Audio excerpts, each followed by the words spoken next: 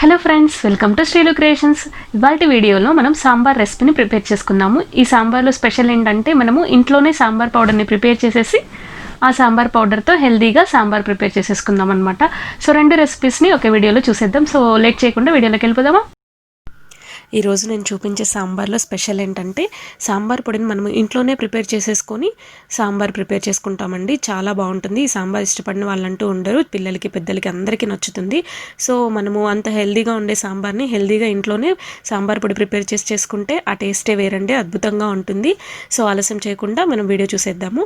So ఇప్పుడు ముందుగా ఒక ప్యాన్ తీసుకొని ఆ ప్యాన్లో ఒక హాఫ్ కప్ కందిపప్పు, హాఫ్ కప్పు పచ్చిశనగపప్పు, చనాదాలు అంటాం కదా, సో అలాగా యాడ్ చేసుకుందాము. తర్వాత ఒక హాఫ్ కప్ మినపప్పు యాడ్ చేసేసుకొని ఈ మూడింటిని చక్కగా, ఈ మూడు ఈక్వల్ రేషియోస్లో తీసుకున్నాం కదా, సో వీటన్నింటిని దోరగా ఫ్రై చేసుకోవాలండి. చక్కగా ఇవి దగ్గరుండి వేయించుకుంటే మనకి ఒక 3 minutesలో మనకి ఫ్రై అయిపోతాయండి. ఈ విధంగా ఇవి బాగా ఫ్రై అవ్వాలి. 3 minutes తర్వాత మనకి ఫ్రై అయిపోయాయి ఇవి.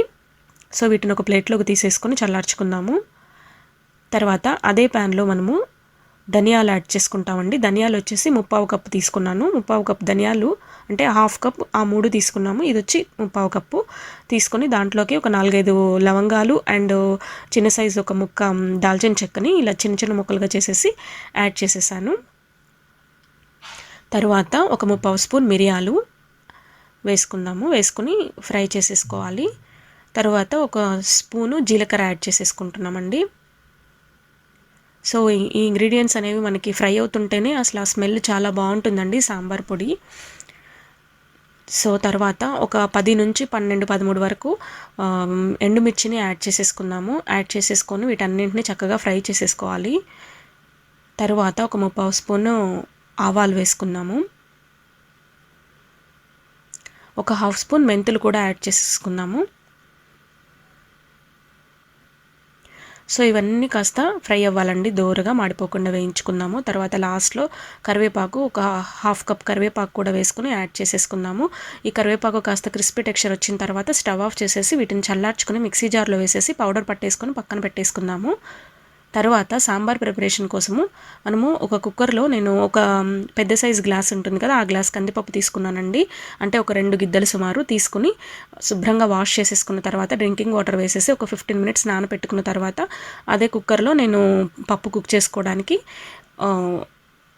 ఒక గ్లాస్కి 3 గ్లాసుల వాటర్ యాడ్ చేసేసాను. యాడ్ చేసేసి హాఫ్ స్పూన్ పసుపు అండ్ హాఫ్ స్పూన్ ఆయిల్ వేసేసి కుక్కర్ మూత పెట్టేసి ఒక 4 to 5 విజిల్స్ వచ్చే వరకు కుక్ చేసుకోవాలి.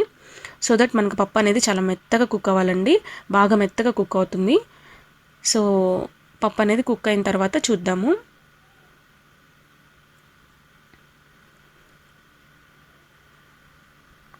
సో మనకి ఒక 5 విజిల్స్కి మెత్తగా పప్పు ఉడికిపోయిందండి. సో ఈ పప్పుని ఒక పప్పు గుత్తి తీసుకుని లేదా మ్యాషర్తో కానీ ఈ విధంగా మెత్తగా మ్యాష్ చేసేసుకుందాము, చాలా మెత్తగా. సో దీన్ని పక్కన పెట్టేసుకొని ఇప్పుడు స్టవ్ ఆన్ చేసేసి ఒక పెద్ద గిన్నె పెట్టుకున్నానండి. నేను సాంబార్ వచ్చి క్వాంటిటీ కొంచెం ఎక్కువ చేస్తున్నాను, సో పెద్ద గిన్నె తీసుకున్నాను. ఇందులోకి ఒక 4 స్పూన్స్ ఆయిల్ అనేది యాడ్ చేసేసుకుంటాము. తర్వాత 2 ఎండుమిరపకాయలు అండ్ తాలింపు దినుసులు కూడా యాడ్ చేసేసుకుంటాము. ఇవి కాస్త చిటపట అన్న తర్వాత 4 వెల్లుల్లి రెబ్బలు కూడా వేసి యాడ్ చేసుకుంటాము. అవి కాస్త ఫ్రై అయ్యాక కరివేపాకు వేసుకుంటాము. తర్వాత పచ్చిమిర్చి ముక్కలు, ఉల్లిపాయ ముక్కలు యాడ్ చేసేసుకుంటాము. నెక్స్ట్ ఇందులోకి వెజిటబుల్ ముక్కలన్నీ యాడ్ చేసేసుకోవాలండి. కూరగాయ ముక్కల్ని ముందుగానే కట్ చేసి పెట్టుకున్నాను. ఒక 2 క్యారెట్ని ముక్కలుగా కట్ చేసి పెట్టుకున్నాను. తర్వాత ఒక 2 బెండకాయలను ముక్కలుగా కట్ చేసి వేసుకుంటున్నాను. తర్వాత బీట్రూట్, ఒక చిన్న సైజ్ బీట్రూట్ ముక్కలు, నెక్స్ట్ కీరా దోస ముక్కలు కూడా ఇందులో చాలా టేస్ట్ ఉంటుందండి సాంబార్లో, అవి కూడా యాడ్ చేశాను ఒక హాఫ్. తర్వాత టమాటా ఒకటి అండ్ ములక్కాయలు మీకు నచ్చినట్లుగా వేసుకోండి. సో ఒక 2 ములక్కాయలను యాడ్ చేశాను. తర్వాత సొరకాయ ముక్కల్ని కూడా యాడ్ చేశాను. సో మీ దగ్గర ఉన్న అండ్ మీకు నచ్చిన వెజిటబుల్స్ అన్నింటినీ యాడ్ చేసుకోవచ్చండి. సాంబార్లో మనకి వెజిటబుల్స్ ఎక్కువగా ఉంటే చాలా టేస్టీగా ఉంటుంది. తర్వాత రుచికి సరిపడినంత సాల్ట్ యాడ్ చేసుకోండి. ఒక హాఫ్ స్పూన్ పసుపు అండ్ ఒక స్పూన్ కారం వేసేసుకుందాము. వేసేసుకొని ఇవన్నీ మిక్స్ అయ్యేలాగా ఒకసారి మిక్స్ చేసేసుకుందాము. తర్వాత నేను బంగాళదుంపలు ముక్కలు యాడ్ చేయడం మర్చిపోయాను. సో ఒక చిన్న సైజు బంగాళదుంపను ముక్కలుగా కట్ చేసి వేసేసుకున్నాను. తర్వాత ముందుగానే చింతపండుని నానబెట్టి ఉంచుకోవాలండి. ఒక చిన్న సైజు జామకాయ ఉంటుంది కదా, ఆ సైజులో చింతపండు తీసుకున్నాను. సాంబార్ కాస్త ఎక్కువే పడుతుంది చింతపండు. దీన్ని ముందుగానే నానబెట్టుకున్నాను. ఒక 15-20 మినిట్స్ నానబెడితే సరిపోతుంది. నానబెట్టేసి ఈ చింతపండుని ఈ వాటర్లో ఫస్ట్ చింతపండుని కడగాలండి, అందులో డస్ట్ పార్టికల్స్ ఉంటాయి. సో అదంతా కడిగేసిన తర్వాత డ్రింకింగ్ వాటర్ వేసేసి నానబెట్టుకోండి. తర్వాత ఈ చింతపండుని చక్కగా స్క్వీజ్ చేసేసి చింతపండు జ్యూస్ అంతా యాడ్ చేసేసుకుందాము ఇందులోకి. సో మళ్ళీ కొద్దిగా వాటర్ వేసేసి మళ్ళీ యాడ్ చేసేసాను. సో చింతపండు వాటర్లో మనకి ఈ ముక్కలన్నీ ఒక 5 మినిట్స్ బాగా కుక్ అవ్వాలండి. సో దట్ మనకు ఒక హాఫ్ అనేది హాఫ్ బాయిల్ అవుతాయి అన్నమాట కూరగాయ ముక్కలన్నీ. తర్వాత ఒక హాఫ్ కుక్ అయిన తర్వాత కూరగాయలు మనము పప్పుని ముందుగానే మ్యాష్ చేసుకున్న పప్పు ఉంది కదా, సో ఆ పప్పుని ఇందులోకి యాడ్ చేసేసుకుందాము. పప్పు అనేది చాలా మెత్తగా ఉండాలి ఫ్రెండ్స్, అప్పుడే బాగుంటుంది. సో ఈ పప్పుని కూడా బాగా మిక్స్ చేద్దాము. మిక్స్ చేసేసి ఒక 5 మినిట్స్ కుక్ చేద్దాము. 5 మినిట్స్ కుక్ చేసిన తర్వాత ఇప్పుడు ఒకసారి సాల్ట్ కూడా చెక్ చేస్తున్నాను నేను. తర్వాత ఒక 3 గ్లాసెస్ ఆఫ్ వాటర్ని యాడ్ చేయాలి. పప్పు వేసాం కదా, మనకి చిక్కబడింది కదా. సో ఇప్పుడు ఒక 3 గ్లాసెస్ ఆఫ్ వాటర్ని యాడ్ చేసేసుకుందాము. యాడ్ చేసేసుకొని అంటే మీకు నచ్చిన కన్సిస్టెన్సీ యాడ్ చేసుకోండి. సాంబార్ కొంచెం థిక్గా ఉంటేనే బాగుంటుందండి. మరీ బాగా థిక్ అయినా బాగుండదు, అలాగని వాటరీగా ఉన్నా బాగుండదు. మీడియం కన్సిస్టెన్సీలో చాలా బాగుంటుంది సాంబారు. సో ఆ విధంగా యాడ్ చేశాను. యాడ్ చేసి మనము ఈ విధంగా బాయిలింగ్ అనేది రావాలన్నమాట. ఇప్పుడు ఆ కూరగాయ ముక్కలు ఉడికే వరకు మనము ఒక 10 మినిట్స్ కుక్ చేయాలి. కుక్ చేసినప్పుడు మనకి బాయిలింగ్ అనేది వస్తుంది. ఇలా తెరిలినప్పుడు మనము ఇందులోకి ముందుగానే మిక్సీ పట్టుకున్న సాంబార్ పౌడర్ ఉంది కదండి, సో ఆ సాంబార్ పౌడర్ని ఇందులోకి ఒక 2 స్పూన్స్ యాడ్ చేస్తున్నాను నేను. క్వాంటిటీ తక్కువ ఉంటే 1 స్పూన్ యాడ్ చేసుకోవచ్చు.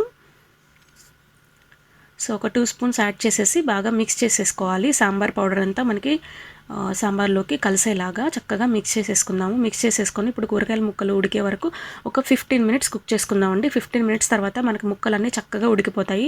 మరీ మెత్తగా కుక్ చేసుకోకూడదండి, చక్కగా ఉండాలి. ఇప్పుడు ఇందాక సాల్ట్ సరిపోనట్టు అనిపిస్తే 1 స్పూన్ సాల్ట్ కూడా యాడ్ చేసేసి మిక్స్ చేసేసానండి.